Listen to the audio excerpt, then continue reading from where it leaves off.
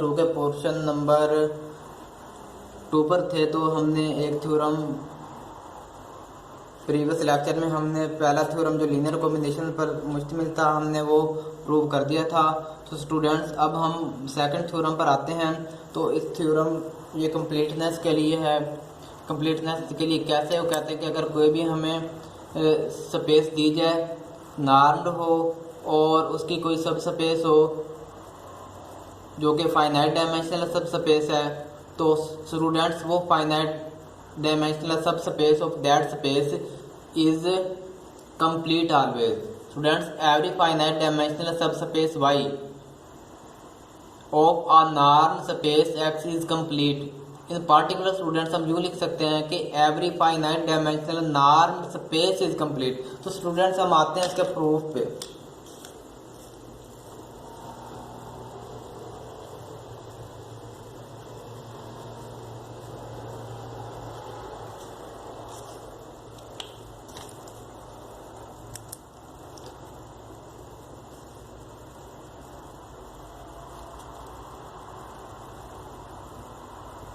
Students proof में हमें पहले हम ये लिखेंगे जो हमें गिवन है।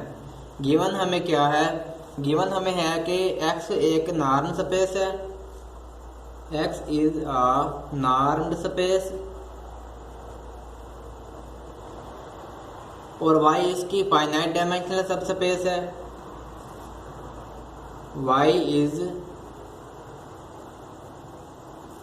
सब स्पेस ऑफ x, जो y है वो नॉर्म्ड है, विच इज नॉर्म्ड सब स्पेस, क्योंकि इसकी सब स्पेस तब होगी जब ये भी नॉर्म्ड होगी। तो क्योंकि x नॉर्म्ड है उसकी सब स्पेस तब ये बनेगी नॉर्म्ड, ये नॉर्म्ड है। Students, since y is finite dimensional, since y is a finite dimensional, ये स्टूडेंट्स फाइनाइट डायमेंशनल सब स्पेस है x की। तो स्टूडेंट्स इसकी कोई डायमेंशन भी होगी। Let's suppose dimension of that y is n। Students अगर ये फाइनाइट डायमेंशनल है तो इसमें n लेंथ की एक ऐसी लिस्ट ऑफ वेक्टर्स होगी जो स्टूडेंट्स इसको स्पैन करेगी। इसको स्पैन करेगी तो इसकी वो बेसिस होगी। एंड E1 E2 हम स्टैंडर्ड बेसिस ले लेते हैं, so on to En Bne basis.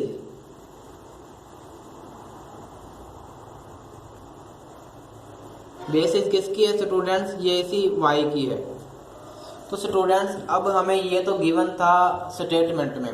अब उन्होंने पूछा क्या है? उन्होंने पूछा है कि क्या, उन्होंने ये कहा कि ये फाइनाइट डायमेंशनल सब स्पेस जो y है ये कंप्लीट है।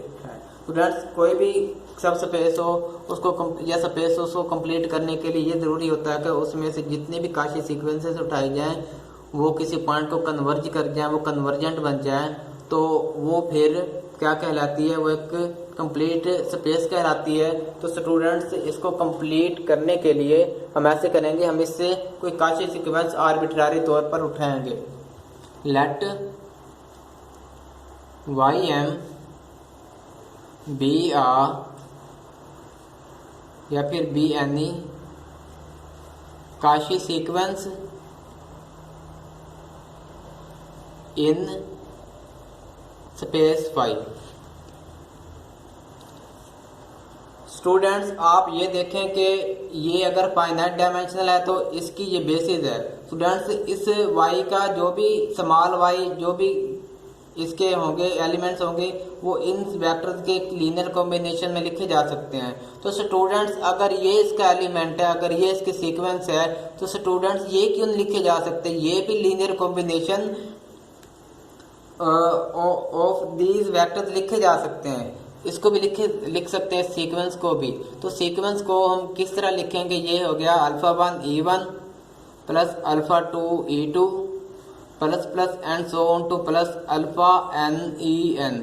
स्टूडेंट्स ये तो सिंपल हो गया कि ये वेक्टर होता है, m ना होता तो फिर हम इसको यूं लिखते, लेकिन स्टूडेंट्स यहाँ पर ये है कि ये सीक्वेंस है। स्टूडेंट्स अब ये तो ये इसको इन वेक्टर्स को तो हम ऐसे ले सकते हैं, लेकिन ये जो अल्फा है ये हम अब अकेले अल्फा नहीं लेंगे, हम अल्फा के सीक्वेंस लेंगे।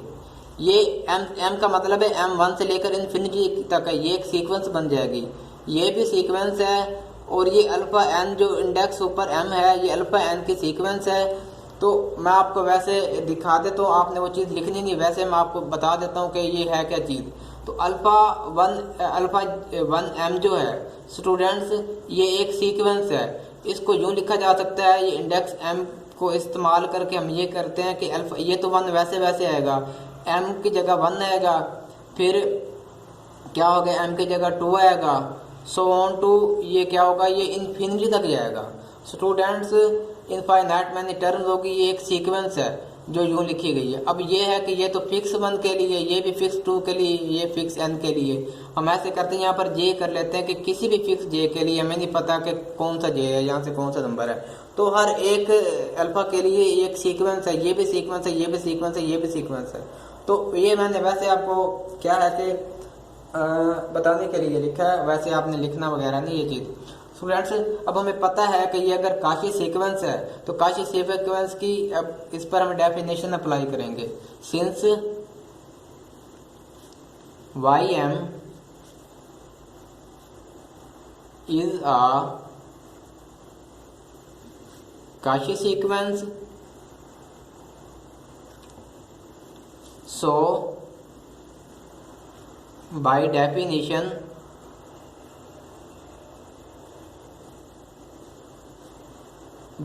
के मुताबिक क्या होगा students, for every epsilon is greater than 0 there exist a natural number n, जो कि डिपेंड कर रहा है एप्सिलॉन पर, सच दैट फॉर ऑल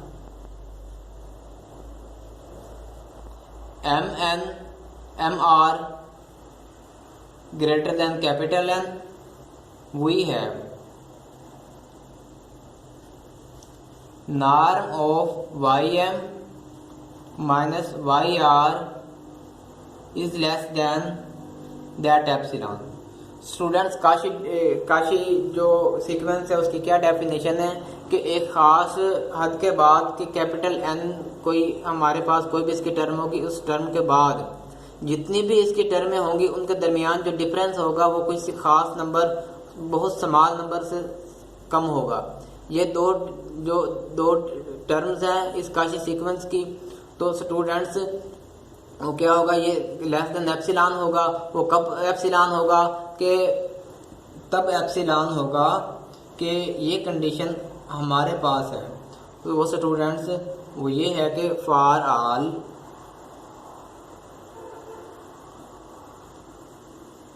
ये मैंने ऊपर लिख दिया है कि for all m and r क्या ग्रेटर देन n होगा, ये चीज़ है। तो स्टूडेंट्स ये काशी सीक्वेंस की क्या कर रहा है कि डेफिनेशन पे पूरा उतर रहा है। तो इस दैट हम यूँ लिख सकते हैं कि अगर ये चीज़ लेस देन इससे है तो स्टूडेंट्स हम ये लिख सकते हैं कि ये एप्सिलॉन जो है ये ग्रेटर देन है इस पूरे नॉर्म से, ym माइनस yr, ये हो गया। तो स्टूडेंट्स अब हम ऐसे करेंगे कि इसको लीनियर कॉम्बिनेशन में लिखेंगे कि हमने पीछे थ्योरम पढ़ा है, ये कोई वेक्टर है जो जिसका नॉर्म है, तो इसको लीनियर कॉम्बिनेशन में लिखा जा सकता है। फिर उसका भी नॉर्म हम ले सकते हैं कि ये वेक्टर जब लीनियर कॉम्बिनेशन में लिखा जा सकता है। स्टूडेंट्स किस तरह लिखा जा सकता है, ये बराबर है। सबसे पहले इसका स्केलर का थोड़ा है फर्क। स्केलर किस तरह, स्केलर भी इस डिफरेंस में आएगा। ये यूँ आएगा scalar 1 index with m minus alpha 1 index with r, ये हो गया। तो स्टूडेंट इसको E1 से मल्टीप्लाई कर दिया plus plus and so on. तो इसी तरह जब अल्फा एन तक पहुंचेंगे हम with index m minus alpha n with index r तक पहुंचेंगे स्टूडेंट्स, ये पूरा का पूरा स्केलर जो है ये ई एन से मल्टीप्लाई हो रहा होगा स्टूडेंट्स। इसका बाहर नॉर्म है तो फिर इसका भी हम बाहर ऐसे करेंगे, नॉर्म लिख देंगे। तो स्टूडेंट्स ये क्या है कि इसको हमने लीनियर कॉम्बिनेशन में लिख दिया इस पूरे वेक्टर को, जबकि ये वेक्टर है सीक्वेंस पर मुश्तमिल। तो स्टूडेंट्स फिर इसके जो स्केलर्स हैं वो भी सीक्वेंस हैं। तो स्टूडेंट्स इसको मैं लिख रहा हूँ समीशन के फॉर्म में। समीशन के फॉर्म में किस तरह लिखा जा सकता है, यूं है कि समीशन हमारी जे से लेकर J1 से लेकर n तक होगी। तो मैं ये अल्फ़ा एन अल्फ़ा यहाँ पर 1 को भी j माइनस ये भी j हो गया, इंडेक्स इसका m है और इसका r है, ये हो गया ये और इंटू ई जे। इन सारी टर्म को क्या कर दिया, प्लस करके लिख दिया, ये नॉर्म बाहर आ गया इसका, यूं करके लिख दिया। तो एक लीनियर कॉम्बिनेशन है, इसमें और इसमें कोई फर्क नहीं। हमने लीनियर कॉम्बिनेशन का थ्योरम पढ़ा है कि एक ऐसा नंबर ग्रेटर दैन 0 एग्जिस्ट करता है जो कि यूं हम कर सकते हैं कि हम उसको इन सारे जो अल्फ़ा ये जो स्केलर्स हैं इनका मॉडुलस लेके प्लस करके उसके मल्टीपल के तौर पर लिख सकते हैं कि ये चीज़ है कि ये जो है विच इज़ ग्रेटर दैन और इक्वल टू सी जो है ये ग्रेटर दैन 0 था, मल्टीप्लाई हो रहा है स्टूडेंट्स। किससे मल्टीप्लाई होगा, इन सारे के समीशन से। ये alpha j minus alpha j with index m and with index r, ये इन सारों का जो ये सम होगा वो समीशन में लिखा जाएगा। J is equal to 1 to n हो गया। यूँ लिखा जा सकता है कि इसको मैंने लिखा है by theorem of linear combinations, by theorem of linear combinations.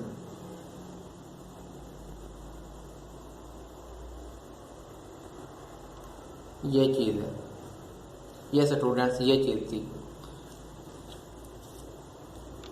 Students अब आप यहाँ पर ये गौर करो, ये जो है अब ये होगा कि अगर हम यू मान लें ये पूरे के पूरे ये टर्म है और ये एप्सिलॉन है, अगर हम यू मान लें यहाँ पर ये मान लें तो फिर यूँ होगा कि ये जो ये ग्रेटर देन और इक्वल टू इसके होगा कि हम इसको यूँ लिख सकते हैं देन ये चीज़ है ये ग्रेटर देन और equal to c into summation j is equal to 1 to n into alpha j with index m minus alpha j with index r हो गया, यूँ लिख सकते हैं।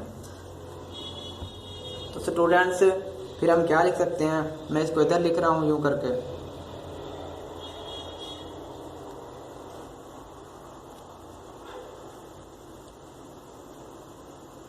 ये हो गया। स्टूडेंट्स इस सी को इधर आकर मैं क्या करूँगा, डिवाइड कर दूंगा एप्सिलॉन पे। तो स्टूडेंट्स ये देखो तो ये किस्म की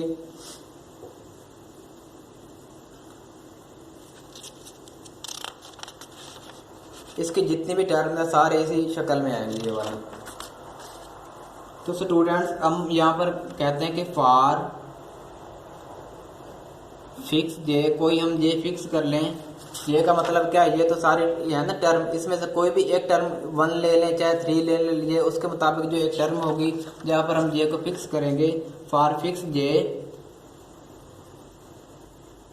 ये जो चीज़ हमें दी गई है, ये जो अब हम लेके आए हैं, में जो ऑब्टेन हुई है, ये जो लेस देन और equal to epsilon over C आया है students, for all M are greater than n के लिए जो आया है। तो स्टूडेंट्स इसका मतलब ये हो कि ये तो काशी सीक्वेंस एक किस्म की बन गई। तो हम लिखेंगे for fix J the sequence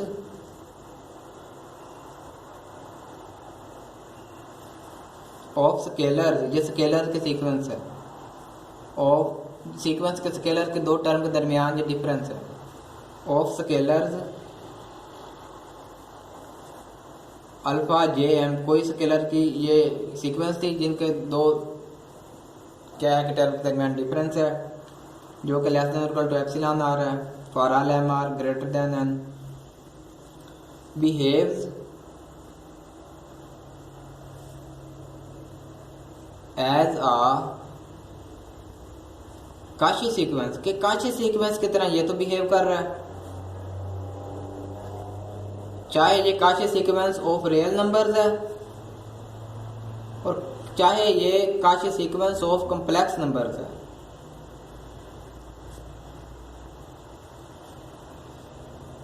तो हम क्या कहेंगे, इम्प्लाइज ये जो स्टूडेंट्स अल्फा जे एम ये जो सीक्वेंस ऑफ स्केलर्स है ये क्या कर रही है, ये इसके मुताबिक स्टूडेंट्स इसके मुताबिक क्या हो रहा है कि ये जो सीक्वेंस क्या हो रहा है कि ये सीक्वेंस अप्रोच करेगी अल्फा जे को अप्रोच करेगी, मतलब किसी खास नंबर को ये कन्वर्ज करेगी as M approaches to infinity. जैसे ये जो एम है अप्रोच करेगा इन्फिनिटी को स्टूडेंट्स, तो ये जो सीक्वेंस है ये इसको अप्रोच कर जाएगी स्टूडेंट्स। ये तो कन्वर्जेंट सीक्वेंस की डेफिनेशन पर पूरा उतर रहे हैं फॉर ऑल जे के लिए स्टूडेंट्स। फिर इसके मुताबिक अगर ये जो सीक्वेंस ऑफ स्केलर्स है ये अगर अप्रोच कर रही है इस सीक्वेंस को,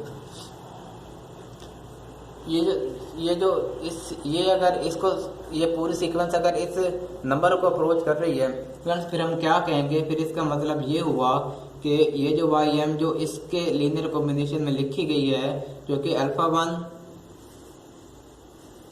with index m into E one plus plus and so on to plus alpha n with index m into E N, ये जो है ये पूरी अप्रोच कर जाएगी उसको, उस वेक्टर को अप्रोच कर जाएगी जो इनके अल्फा जे के लीनियर कॉम्बिनेशन में लिखा गया है। ये y इसको अप्रोच कर रही है, जबकि y है alpha 1 E one plus plus and so on to alpha n E N, ये किस्म का वेक्टर है जो इसके लीनियर कॉम्बिनेशन लिखा गया जो कि y से बिलोंग कर रहा है। ये तब अप्रोच करेगी एज m अप्रोच करेगा इन्फिनिटी को, ये वाला। तो स्टूडेंट्स क्लियरली हम ये कह सकते हैं कि ये जो y है ये तो कैपिटल Y से बिलोंग कर रहा है, मतलब कोई भी काशी सीक्वेंस उठाई वो उस कैपिटल Y में जो नंबर था एक उसको अप्रोच कर गई, इसका मतलब ये हुआ कि तो ये तो फिर कन्वर्जेंट सीक्वेंस है स्टूडेंट्स। इससे क्या हमें पता चल रहा है, ये कन्वर्जेंट सीक्वेंस है। फर्दर मोर अगर हम आए यहाँ पर स्टूडेंट्स, फर्दर मोर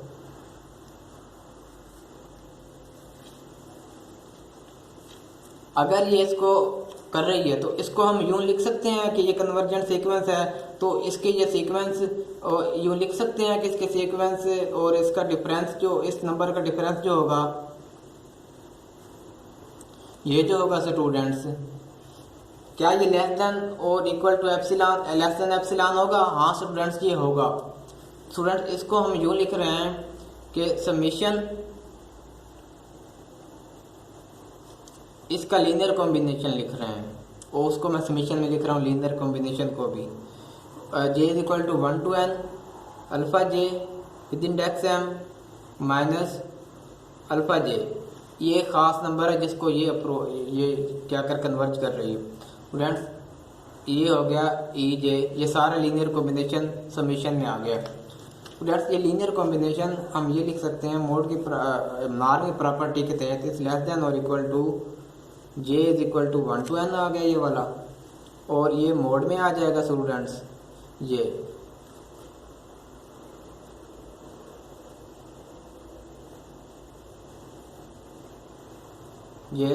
क्या आ जाएगा, ये मोड में आ जाएगा और ये नार में आ गया ई जे अलहदा आ गया, इसको हम यूँ लिख सकते हैं। तो स्टूडेंट्स अगर हम राइट साइड पे देखें तो ये क्या है कि इसका मतलब ये है कि इससे क्या मालूम होता है कि ये जो अल्फा जे की जो स्केलर की जो सीक्वेंस थी वो किसी स्केलर को अप्रोच कर रही है students. on right we see that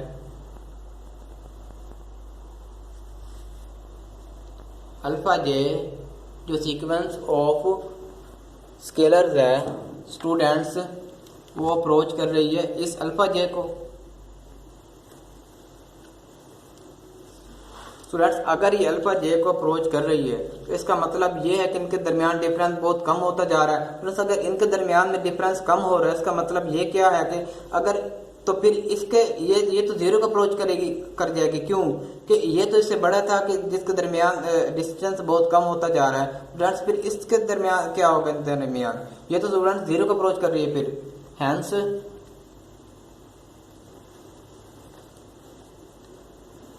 Y M minus Y का नॉर्म ये अप्रोच जीरो कर रहा है।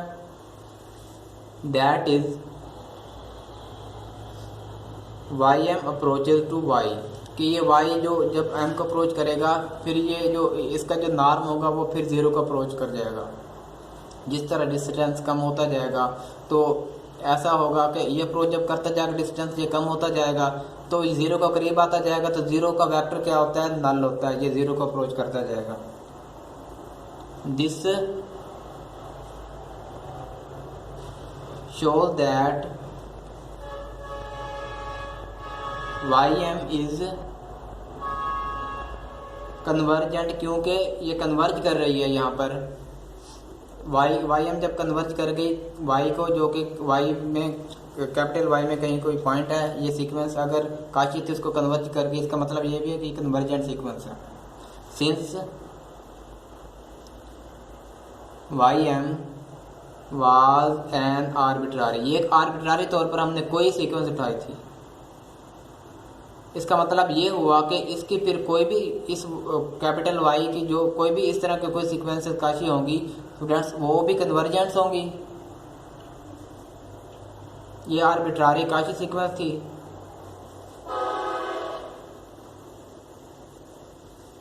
इन वाई में थी कैपिटल वाई में थी। दिस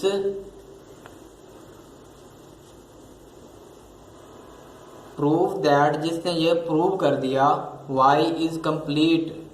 स्टूडेंट्स हमने इसको कंप्लीट प्रूव कर दिया जो फाइनाइट डायमेंशनल सब स्पेस थी नॉर्म स्पेस x की। Friends thank you for watching. हम मिलते हैं नेक्स्ट वीडियो में, तब तक के लिए खुदा हाफिज।